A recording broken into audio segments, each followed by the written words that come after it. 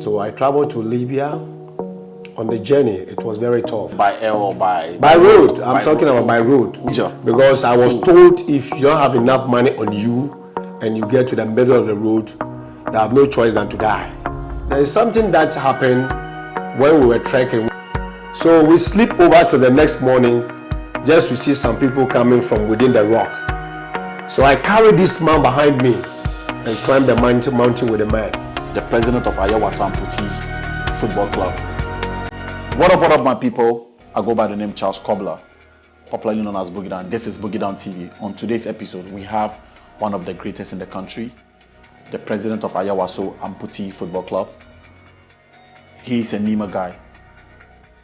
He's a great man. He has a great story about traveling. He was once a warrior.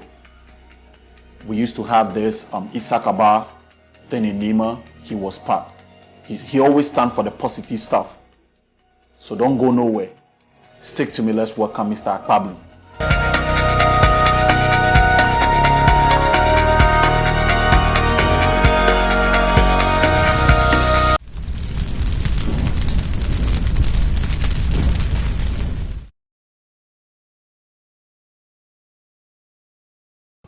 What up, my people? Welcome back from the quick commercial break. Guys, God is blessing this channel, and I'm so thankful to my subscribers. I made a promise to you guys that I'm going to give you guys a great content, a content that will make impact in our life, your life, my life. I cherish you guys. Today, God has blessed us with one of the greatest in this country, a president of Amputee Football Club, which is located in Nima. Let's welcome Mr. Akpabli. Welcome to the studio, Mr. Akpabli. Thank you very much. Well, it's Charles. Well, I know you put me through hell. You put me through a lot just to have you in the studio. Sure. Why that though? It's the nature of the work. I've been busy though. I just returned from a trip with some of the amputee boys from England, to be precise. Okay. Where we went and had there's some few friendly matches with most of the clubs in UK, Manchester City, Manchester, Everton, and then the national team itself. Oh, that's so I just returned about 4 days ago, so you can imagine there are things that pour up on me, and I have to. Now we know why he has been, putting us on hold. Sure. I know the story that he's about to share will make a great impact in our life. That's why I was so patient, patient and consistent, pushing to get him on the channel. He has been a blessing to the nation. He has been a blessing to the amputee. He has been doing a lot of things, and he has a great story to share with us, guys, in terms of traveling. He is a great hustler. He has been through hell and back. And trust me, this story will make a great impact in our life. So don't go nowhere. Stick to the channel. Let's go for a quick commercial break.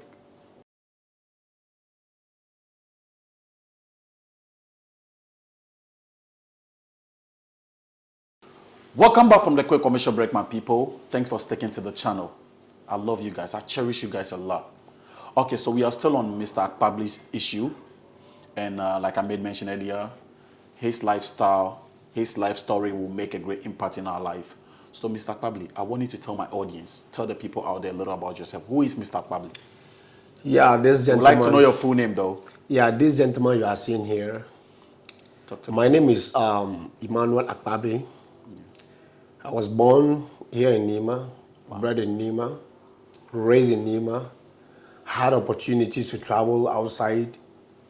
I did a lot of things. I quite remember the year 1990, 2000, thereabouts. Because of the people I've mingled with, I have always had a vision and the mindset to travel abroad. Okay. So that has been my vision anyway, because looking at the family I'm coming from, I am with a view that one person is supposed to sacrifice himself to become a breadwinner of the family. So way back 2000, the year 2000, yeah. I had a man say that was when this Libyan trip was all over. So I gathered some money, and then this is a life story. We want to hear. This is a life story. We want to hear. I gathered some money, but then I was living with my brother, who is called Christopher Akpabli. Yeah, I know him. Yeah, so Christopher, we were living together. He was then working with one of the security companies. He also had a contract when he traveled to BBNE By the time he came back, the brother was no more. I also, carried my bag outside.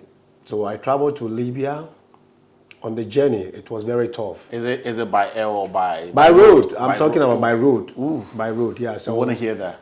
My first traveling was same Libya. We got to Agadas, and then unfortunately we were stranded. There was no money again, so we have to trek back home. So I came back home, gathered myself, bottled up again, and then I was able to, continue the journey again. It was tough. On the same route? On the same route, by road. So it is dangerous. Very, very dangerous. And you have to come back and go again. I have to come back when and go again. When you've seen danger. Because I was told if you don't have enough money on you and you get to the middle of the road, you have no choice than to die. So I have to come back, soldier up, gather one or two things, sell some of the TV sets, so on and so forth out, and then just to add up to some monies and then go back. That was the year 2000. So fortunately on my side, I had a little money, adding it up. I sold some of my TV sets just to make life easy, to raise the family. So you have to make the sacrifice. Yeah, sure. So on our journey, we got to Druku. To our greatest surprise, we saw some of these Arab whites who were also traveling on the same route. They were 9 in number, white. Okay. They are not that fit like us. Charles, you bear with me. The Emmanuel, you see now, very strong and mighty. Fed. By then you were amazing. You understand. So, there is something that happened when we were trekking. We boarded a car from Druku, Agadas, to Druku, and it was by road, all on desert. It wasn't easy. There was an instant where the car have to stop and you have to walk on the Sahara for about 1 hour. And the story we heard on the Sahara was that if you are not lucky, there's this wind that comes impromptu without giving any notice. When the wind comes and they blow, it carries the sun from one particular place to one particular place. So if you are not lucky and the sun was carried from this and then cover you, that ends it. So we were all in the atmosphere of prayer. Join our hands together with the white until we cross. Unfortunately, on our side, the drivers, per what they have in mind doing to every single passenger that passes that road, when they drop you, they pick you from Agadas, there is a particular place they will drop you, they will dump you, and then leave you. So then you have to trek for about 4 days before you get to Libya. 4 days? 4 days. So that was what happened. We were dumped over there. We were told to sleep over the following day, then we continued. By the time we realized the cars had sparked and then just left. They left you guys? They left us. We changed the cars and then they were like, people were among us who passed through that route before. So they were saying even their first trip, this is what happened. And they trek. So we sleep over till the next morning just to see some people coming from within the rock. So you could imagine how planned the whole story was. They planned it.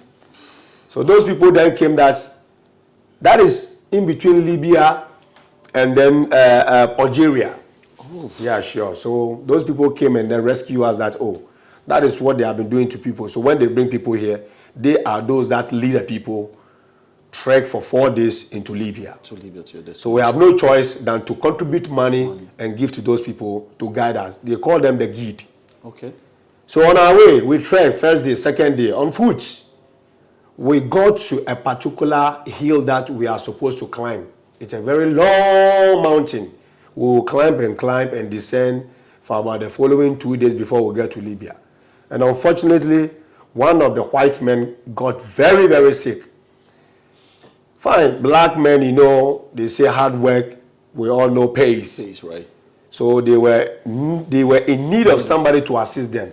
Like to carry Either somebody assist them or they leave the man to die there. Emmanuel, very strong and healthy. Trust me, this guy. I came from nowhere and then I told them, I can carry the man.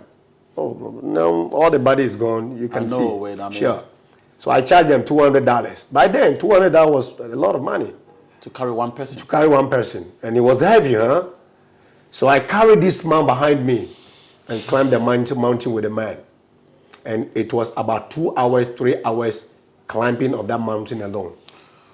And I was able to carry the man, climb the mountain with him, and I didn't feel anything because I was very strong. Yeah. Right. So that money really pushed me. So we tried when it was left with one day for us to get into Libya, we were robbed by the same group who planned. We were robbed and everything for your rescue. Yeah, sure. Oh. It was a plan thing. They have people within. There are people in the rocks. Some were hidden somewhere. And then they know the route they will be passing us with. So when we get to a certain place where they are, they just came with guns on us. We have no choice than to surrender and then give out every single penny that we have. And all the money that I had there was also taken. They took it. So was you went for nothing. by them. Yeah, so we went for nothing. So fortunately on our side, we trekked and then got to a village called Bargat. Bargat. Yes, that is the first village in Libya. Then we got to Gat. Then we got to Ubari. From Ubari, we got to Sabah. Those of you watching your channel who have been a victim or old hustlers of Libyan trip will testify to the fact that those names I'm mentioning are names of Libyan territories. So that was what happened. So fortunately, we had our way into Libya, and then we hustled for at least 3 good years. 3 years. Yeah. And I know you were a mason, right? Yeah, I was doing the construction. construction. I'm a civil engineer by profession by then. My dad is a contractor. We learned the civil engineering from me. I'm a technical boy. Okay. So by the time I got to Libya, I had known how to do this mainstream building and stuff already. Yeah, so it didn't end up there. During my stay in Libya, I hustled for 3 years.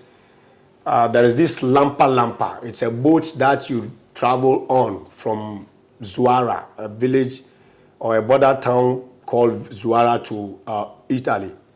I passed on those boats about 3 times. When you work for about 5 months, 6 months, and gather some small money, because the idea is to get into Europe. Just to make ends meet. Just to save the family. You understand? It's a very hectic story. Well, every man needs to make a sacrifice. So, come on. I tried that Lampa thing for about 3 times. There was this instance where the boat even had a problem when we were about to get to Tunisia. Our boat's engine just got switched off. And this boat, do you know the funny thing? No. They will select the driver among you. Oh. And they will bring a compass. The normal compass that we use. That is what they are going to use to teach you.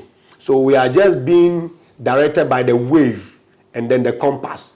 Where the compass shows, where the arrow shows, that is where we are driving to. Very funny. And you could remember those days, a lot of people died through the Mediterranean. Yeah. People died among my friends. Even in our trip, people about 4, 6, 7 died. We have no choice than to leave them and go. Sad story. So sometimes when I'm sharing my life stories, as if I feel like crying, but I've come a long way. When I'm sharing it, I don't cry anymore. Well, I think it has made me who I am today. That's great. It is not by chance that I'm here today, being the president of so many federations. I've been working with most of the persons with disability as well. True. So that is what happened in the area of the Libya, because I have the mindset to travel abroad. It has been eating me that no, I have to get to abroad. I have to get to abroad at all costs to save my family. I'm not coming from a rich family. No. I'm not coming from a rich family. My mother is not rich. My dad is not rich. You understand? But so you have to it takes one person to make the difference. Of course, it takes one person to sacrifice to raise the family. So the Libyan trip too the Italian trip too didn't work. We were arrested on the border of Tunisia when our boats got spoiled. We have to be, using your hands, canoeing our boat with our hands until like we were spotted by the Italian Navy, and then they came to our rescue. We were sent to cells and then deported back to Algeria. By then I was having some small money on me. When you were deported back to Algeria, it is no man's land. Anyone who has money can also travel back again. Some travel back to Ghana, our destination, because some of us, we have the lion hearts. We're having some money on us. Quickly, we came back to Libya, and then I hustled for some small distance, and then quickly, I dropped down to Ghana. So that has been the story on my first journey. Wow. This is so deep. This is super, super deep. Well, this is the kind of content we need. A content that will make a great impact in people's life. A content that would advise the youth out there. Listen, there are a lot of people who have been through a lot.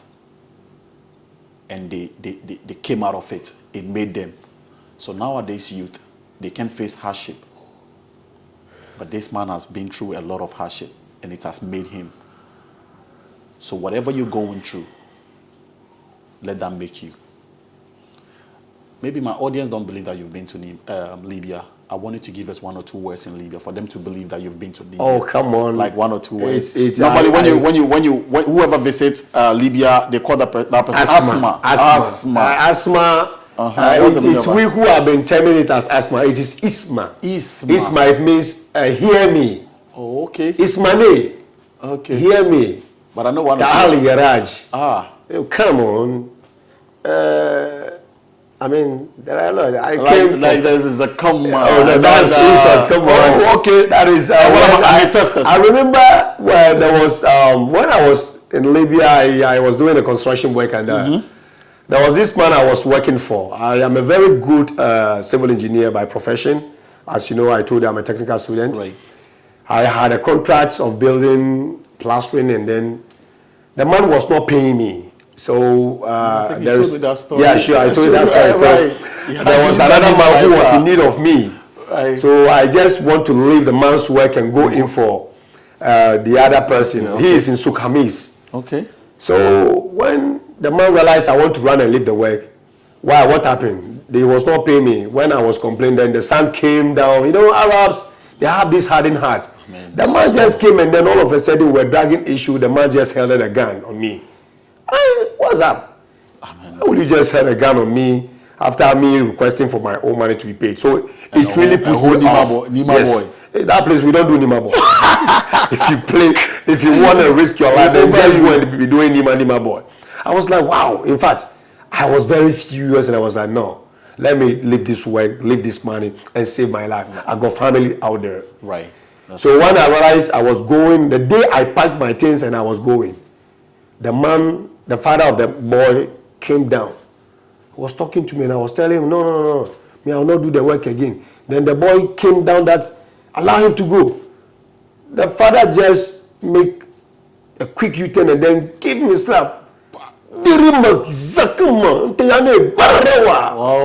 And he insulted the boy.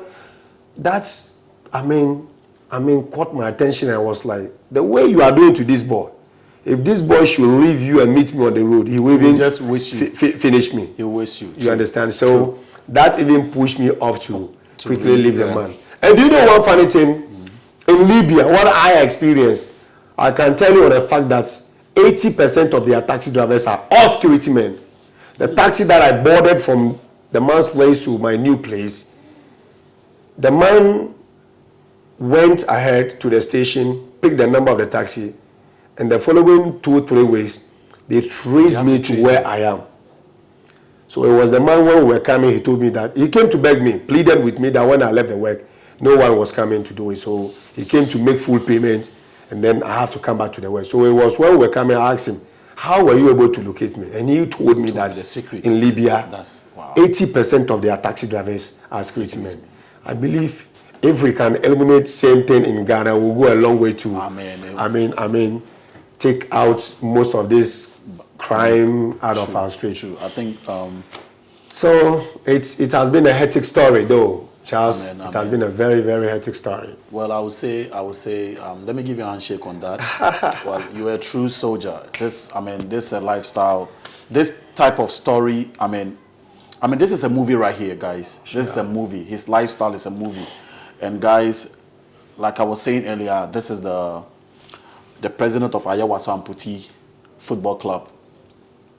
He is the president now. From Libya hustler to a president. And he's doing a lot in the amputee's life. So let me give you the platform to tell us what you're into now. Yeah. You already know what you're into, but I wanted to give us more details about it. Sure. As the saying goes, let's hear from the horse's own mouth. Right. All right. So I can say when I returned from Libya, we came to join this supporters group We were among the supporters. We joined Millennium Supporters Union, and we were in a series of supporting the national team wherever they go. I actually happens to be the guy who had been painting myself with a pot on me, my head, with a fire in it. Right. So yeah, I did that many years. So that has also given me the privilege to travel with the national team to so many countries. I quite remember 2014, we were in Brazil. 2010, when South Africa, I had opportunity to travel to Turkey, to Egypt, most of the countries. So we have passion for supporting. I don't know, the sports thing just take me by surprise. Myself, I was very good in sports during my GSS school and then my technical school. I was very good in sports. So it all started from the supporters union thing when we started developing the interest and the passion for sports. It didn't stop there. We were supporting the Black Star wherever they go, the Black Satellite, so on and so forth. I had a colleague called Amputee, Mr. Ghana. Yeah, I know him. Yeah, actually we were doing that together. And then we came to spotted these amputee players. By then we met one guy called Prince Joseph. He's in Turkey playing professional. As I speak with you, he's in Ghana. I had a meeting with him today, this morning. Right. So when they saw the kind of support base we have been giving to the Black Stars, the Black Satellites, and then so on and so forth, these boys, Joe and Augustine, now call us, and then Latte, Eric, Annan. Okay. They call us that, oh, my guys, the two of you. Because Amputee has been also painting himself. Then he's actually the guy who has been wearing Ghana flag. Okay. With two Ghana flags in his hand. You see him dressed. So he does that. Then I also carry the pot with fire in it. So we were everywhere. So the guys had an interest and they were like, no, these guys, the way we are seeing that you are showcasing, supporting Black Stars, so on and so forth, amputee football is there. If we have these two of you in our amputee fraternity, I think it will go a long way. Thank God, because of the sporting fraternity, we have been able to know one or two big men who, one way or the other, we go and sell our stories to, and then a little support, so on and so forth they give. So I was like, Amputee, they call them the lesser known sports.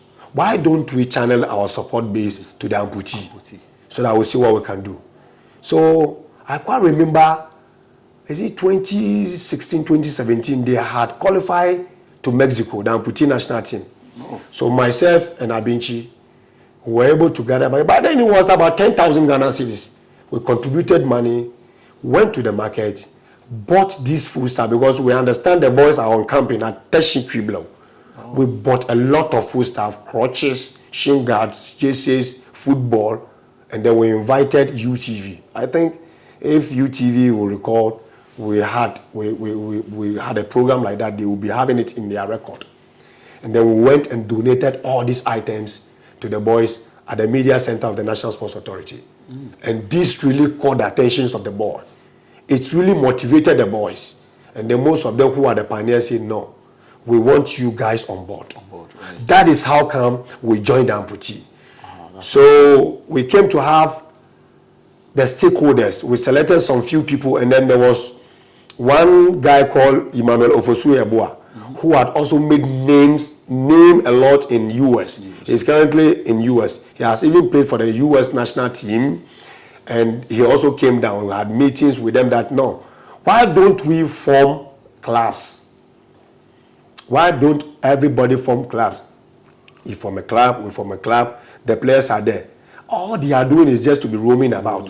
Right. And I quite remember during Mr. President Akufo-Addo's era, by the then gender ministry, Honorable Otiku Jaba, had mentioned that they are going to put a structure called Operation Clear the Physically Challenged Ones from the Street. By the time the government had started that, we had already collated about 200 to 300 amputees from the street. And we are giving them life. We are giving them skills through sports. So quickly, we organized these clubs, got it registered, and as a matter of fact, Global Amputee Football Club, that belongs to my friend Abinchi. And I am the Ayawaso Amputee. We are the first people to play first ever Amputee friendly match at the Downside Park here called Mami Water Park at Nima. Wow. Yeah. Wow. So it started there. So gradually, some of the corporate bodies came in that no, the way and manner you guys are organizing this, more of the amputee guys who are in the villages, so on and so forth, want to join. We will come in. Then we had the support from Dan Divan Groups of Company, and then 2018, the League Commerce. That was the first ever amputee league that we organized in the country, respectfully, supported by the National Sports Authority. Wow. So that is how come we became pioneers and then stakeholders of persons with disability. And of course, we are not doing that alone. We did the CP football. As I speak with you, I'm currently the technical director for Ghana Mixed Martial Art as well. Wow. That one too also came in. And I'm the technical director for para boxing. That is the wheelchair boxing. You see them, they are physically challenged persons. You see them in wheelchair, then you can see the boxing going. I will give you most of their videos. Yeah, we'll be showing most of the videos. Very well. You see, and then we have the dwarf. That is the little people. It is sports that our former President Rawlings likes so much. That one too is being headed by one Mr. Ahin. He is the president of the federation. But I also got a club here. But they haven't started anything yet, right? They haven't started anything yet, but they have been having a lot of them in Ghana. Very. Even Lewin has like 2. Very. They should bring them on board. Very. So you see, so the passion for persons with disability has become part and parcel of us. That today, it is not by chance that we are president of this, we are CEO of this, returning from the UK just 4 days ago, because we went and had an international friendly with most of the clubs in UK. You understand? So it is something that we are encouraging people that from where we started, we have never forgotten. Now we can be boasting, we can be beating our chest and boast of the number of people that we bring from the street who are physically challenged. You understand? So just that we have not been getting a lot of funding, support base from corporate bodies, so on and so forth. But you'll be there and then somebody will just call you on phone. I saw your story. Your story is catchy. I want to donate or I want to assist you. You go maybe in 10,000 you receive, 20,000 you receive, 5,000 you receive. That is how we have been managing to be. And this needs more sponsors, but they need more sponsors. You know? They need more sponsors, guys. They need more sponsors and donation as well. You know, you don't even have to come on board. You can just donate. It will take a lot of them out of the street. So let's help. Okay, I'm going to make this official right now. Boogie Down Fitness would be donating something to the amputees. And we will show a video very soon. So I'm just saying this. I happen to be a fitness coach. So I will even come on board with them and then see how I can also help them and the fitness side as well. Yeah. So we will support you guys. Thank you very much in advance. If you're out there and you want to support as well, we'll put contact. He will drop his contact details out, and then you can reach out to him. He is the president, so you can get it from the president. So I would be very much happy if you can put your contact out there, how they can reach out to you. If somebody wants to sponsor, if somebody wants to come on board with you guys, because you need help on this. Sure. Yeah. All right. So you put your email and your contact. My email, I think my email is englishman2691@gmail.com. I think it should be written and then you'll put it on the posted on you. But my contact number is 0243 078 997 0243 078 997. The name is Emmanuel Akpabli. The name of the organization, you see, because it's a physically challenged, I did not center it in one particular area. Okay. I do CP football, I do amputee, I do dwarf, I do wheelchair, anything. So the name of my organization is called Ayawaso Physically Challenged Sports Foundation. Okay. Well registered. We are on Facebook, we are on Twitter, whatsoever and so forth. So it's not as if because we have the passion for the sports, we have to do what is right. Well registered. Right. We are partnered with a lot of the sporting fraternity. That's great. Even the club, we are formed an association called Ghana Amputee League Club Association. That is GACA. GACA that we know at the GFA, Amputee Fraternity, we also got the GACA. Okay. I was chairing, I happens to be one of the skunk and then the stakeholders of the executive. So it is 8 clubs that has come together to form the association. So that is the explanation I can give for now. Thank you. We need more support from corporate bodies to be able to push out, to reach out to the needy, those who are, because every day in and out, most of the time when people see our programs on say Facebook, so on and so forth, because we drop our contact, we find it even difficult to pick calls because a lot of people call. Right. How can I come so that I also be part of you? And we are designing a structure where we want to be having rooms and accommodations for all players. Then we can give them skills. In as much as they are playing football with us, like a camp house. Yes, like a camp house. All right, that will help. That is what we are designing now. Because when I went to the UK, it's one of the ideas that I sold out to one of the neighboring club that has also promised that, okay, they will see what they can do. So things indeed are eating us up. We need a support base so that we can be able to factor in and work on the field of the persons with disability and then try to put a smile on their face. Ever since I joined working with persons with disability, trust me, my life has never been the same. Because there's a saying that so if you are feeding the needy, you will never go hungry. You will never lack. God will also make way for you as well. And you know, so like I made mention, guys, we need to support as well. This is for Ghana. This is for Ghana. And it's putting Ghana on the map at the same time. So we'll put the details out there. If you want to reach out to Mr. Akpabli, you reach out to him directly. I'll put their what do you call it? Their social media handles in the description. So guys, thank you for sticking with us. We really appreciate your time. We know usually the conversation shouldn't be long, but listen, this is so important to us. It is important to me, and I know it's important to you as well. This will make a great impact in people's life out there. So if you haven't subscribed to the channel, I'm pleading with you to subscribe to the channel and turn on post notification. These are the kind of important conversation that you need to turn on post notification for so you don't miss out. You'll be the first to watch. So your final words to my subscribers, to the people out there. Yeah, my final words to the people out there and your subscribers is that as we are speaking, there are people watching me who have persons with disability in your home. Sure. You've hidden them. That is what we call stigmatization. The person will suffer stigma, and if care is not taken, he will go crazy or he dies in the room. Because we have rescued a lot more of persons with disabilities who, one way or the other, were hidden in a room for so many years. We coming into the picture, we make sure that the parent brought them out. And then now we put a smile on their face. Now most of them are players who are playing for most of our clubs. They have a profession. And they have a profession. It shouldn't be high. This shouldn't be a shame. So take out the stigmatization, stigma. The stigma is killing them. Bring them out. Look for us. Contact us.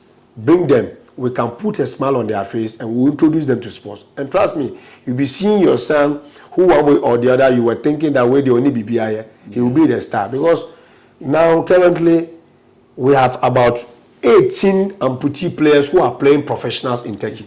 Wow. Yes. And the top goal scorer in the whole of Turkish league is a Ghanaian. His name is Mubarak. Wow. Yeah. Impressive. Yeah, so we have most of the players who are playing professional. Today, one of the players was telling me that,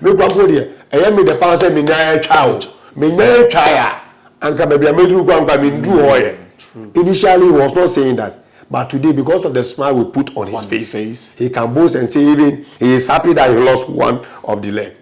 So you can imagine. That will put food on his table. And one thing also is that if you don't have passion for this sports, don't even come near us.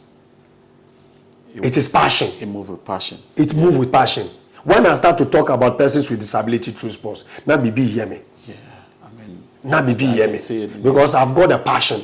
I wish I had the financial support to do it by yourself. To do it by myself, everything.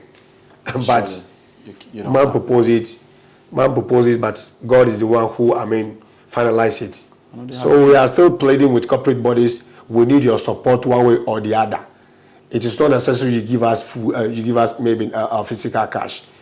Anything that you can donate to us so that we can push the various clubs forward. So that is my final one. Thank you so much, Boogie Down TV. Thank you for it. Thank you so much, Charles. You've been doing very, very well.